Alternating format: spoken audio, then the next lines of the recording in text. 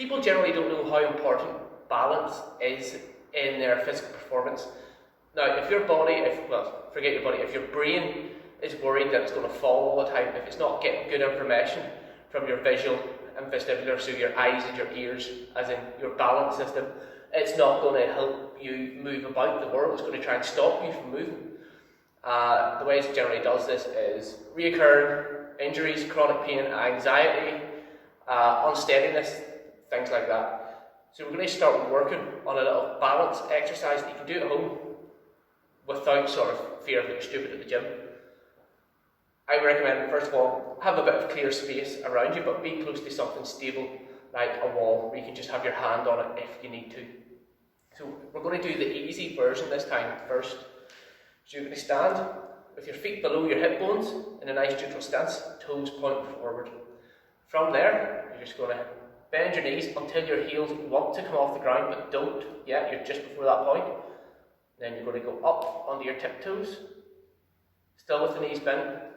Stand up on your tiptoes and replace your heels.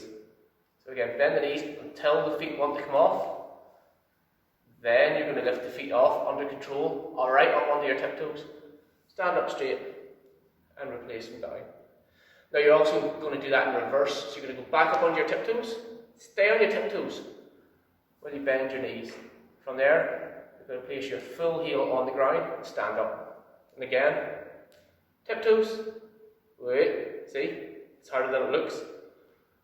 Bend the knees, full heel on the ground, and stand up. So that's the first step, and it's a really good balance exercise because you're taking in a lot of information that you're not even aware of around you.